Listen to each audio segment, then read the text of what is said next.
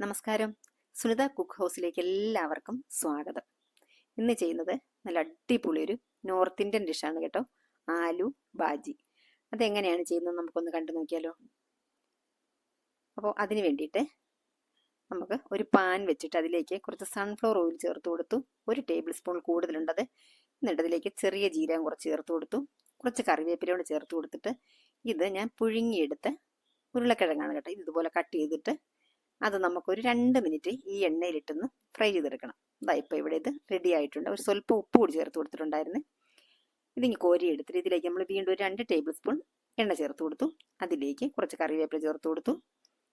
എന്നിട്ട് ഒരു മീഡിയം സൈസിലുള്ള 2 സവോള അരിഞ്ഞത് അങ്ങ് ചേർത്ത് കൊടുത്തു.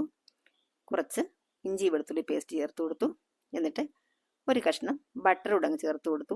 ഇത് നന്നായിട്ട് ഫ്രൈ ആയി വരണം കേട്ടോ. നമ്മുടെ ഈ സവോള പച്ചമുളകൊക്കെ ഇതിനകത്ത് പച്ചമുളക് കൂടെ ചേർത്തിട്ടുണ്ടായിരുന്നേ.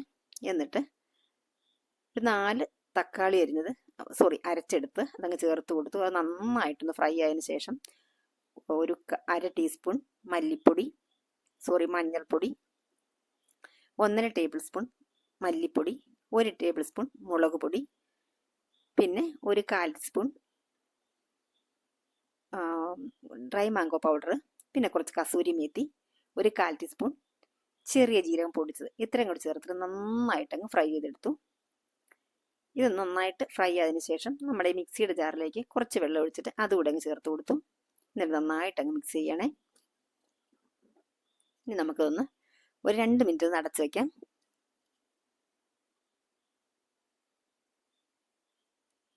ഒന്ന് തുറന്ന് നോക്കിയിട്ട് ഒന്നങ്ങ് ഇളക്കി കൊടുക്കാം.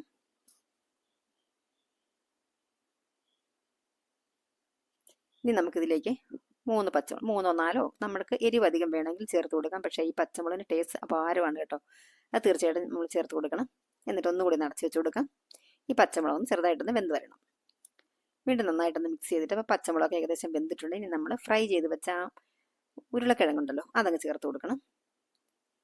ഇനി നമുക്ക് ഉപ്പൊന്ന് നോക്കാം. ഉപ്പ് നമ്മൾ ഉരുളക്കിഴങ്ങ് ഫ്രൈ ചെയ്ത സമയത്ത് ചേർത്തിട്ടുണ്ടായിരുന്നു. പിന്നെ നമ്മൾ സവാള വഴറ്റിയപ്പോൾ ചേർത്തിട്ടുണ്ടായിരുന്നു. പിന്നെ നമ്മൾ ഈ ഡ്രൈ മാംഗോ പൗഡർ നന്നായിട്ട് ഉപ്പ് ഞാൻ വീട്ടിൽ തന്നെ പൊടിച്ചതാണ് കേട്ടോ. നല്ല ഉപ്പുള്ളതാണത്. അപ്പം ഇതൊന്നുകൂടി ഒന്ന് ഇളക്കി ഒന്ന് അടച്ചു വെച്ച് കൊടുത്തിട്ടുണ്ടായിരുന്നു. ഉപ്പൊക്കെ ചെക്ക് ചെയ്തു, എല്ലാം പാകമാണ്. നല്ല സൂപ്പർ ടേസ്റ്റ് എന്ന് പറഞ്ഞാൽ കിഡിലൻ ടേസ്റ്റാണ് കേട്ടോ. എന്നിട്ട് ഇതിലേക്ക് കുറച്ച് മല്ലിയില തൂക്കി കൊടുക്കാം. അപ്പം ചപ്പാത്തി, പൂരി, നാൻ ഇതിനൊക്കെ സൂപ്പറാണ് കേട്ടോ. ഇനി നമുക്ക് ഇതുണ്ടല്ലോ, ഞാൻ പാൽപ്പാടയെന്ന് ഇപ്പം അടിച്ചെടുത്ത നെയ്യാണ് കേട്ടോ. അതൊന്ന് ചൂടാക്കിയിട്ട് അതിലേക്ക് ഇതാണ് നമ്മുടെ പത്തർക്ക ഫൂൽ എന്ന് പറയും. ഇതിനെ പത്തർക്ക ഫൂൽ എന്ന് പറയും, പിന്നെ സ്റ്റോൺ ഫ്ലവർ എന്നും പറയും. അപ്പം അത് കുറച്ച് ഇതിലേക്ക് ചേർത്ത് കൊടുത്തിട്ട് അതുകൂടെ നമുക്ക് ഒന്ന് മൂപ്പിച്ച് ഇതിലേക്ക് ഒഴിച്ചെടുക്കണം കേട്ടോ. അപ്പോൾ ആരെ ടേസ്റ്റും മണവുമായിട്ട് ചേർക്കുമ്പോഴത്തേക്ക് നല്ല സൂപ്പറാണ് കേട്ടോ. അപ്പം ഇന്നത്തെ വീഡിയോയുടെ വൈൻഡപ്പ് ചെയ്യുകയാണ്. Thank you.